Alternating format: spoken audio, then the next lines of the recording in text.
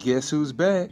That's right, the awesome bearded one, CJ, of course. And Common Insight presents to you a research project. That sounds good, right? Anyway, today I want to shed light on one of the most disgusting, disputed, treacherous, hated word out in the language today. Religion. I know. Settle down. Let's get into it. Now let's be honest. Nobody in today's time likes the word religion. Why? People see it as something that's forced into a culture to make them change their way of living. And these churches and big name people are scheming to scare our people, to condemn them to hell if they don't follow their way of living and pay them for it. And nobody wants to be associated with that kind of horrible negativity. Even gospel artist Kirk Franklin's new album is titled Losing My Religion.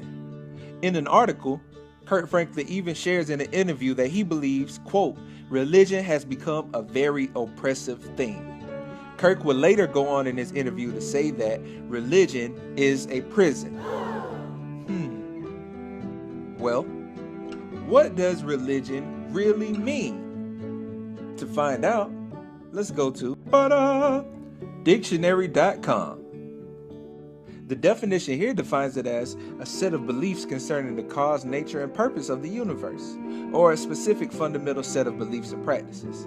Pause it if you want to read it in depth. Let's keep going. I shared this with a colleague, and he told me that just one definition isn't total proof of what religion means. And he's right. So, Merriam-Webster defines religion as the belief in a god or a group of gods, an interest, belief, or an activity. Oxford's Dictionary of English defines religion as the belief in and worship of a superhuman controlling power, especially a personal god or gods. You like my Oxford talk? The Free Dictionary by Farlex? Sure. It defines religion as the belief in and reverence for a supernatural power or powers. Starting to see the connection? All of these definitions are simply saying that religion is a belief in a god, gods, or any higher being.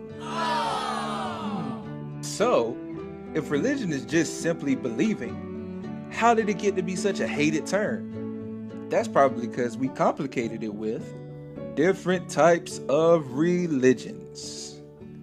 See, we got your Buddha, your Egyptians, your Jews, your Christians, your Muslims, your Hindus, all of these different religions that even have different sub-religions, or for Christians, we call it denominations. But the word religion simply means to believe. So the word isn't bad. Maybe religion isn't the problem. Maybe it's the people who call themselves religious, but really they're misusing and corrupting the actual word. We already know from everywhere to politics, to teachers, to police forces, that everybody that has the title doesn't uphold its true meaning. Maybe that's what's going on with religion. Even in the Bible, 2 Corinthians chapter 11, it tells us that such people are false apostles and dishonest workers who disguise themselves as apostles of Christ. And no wonder, even Satan disguises himself as an angel of light. CJ, why are you making such a big deal about it?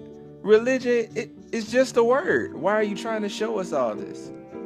Well, with religion being the bad guy, everyone's trying to break off and do their own things to get to their gods. And what it's doing is causing division. When in actuality, we don't need any more divisions. We need to start having more unity amongst ourselves. From the book of Luke, chapter 11, verse 17, it reads that every kingdom divided against itself is brought to desolation, and a house divided against a house falleth. So now when you hear anybody talk about how bad religion is, you should ask them, do you really even know what that word means? Because it's not as bad as people make it. And there you have it. CJ giving you a research project. I promise I'm gonna stop doing it like that. Anyway, thank you for listening to the Research Project presented by Common Insight, finding God's stamp on everyday life. God bless, and y'all be easy.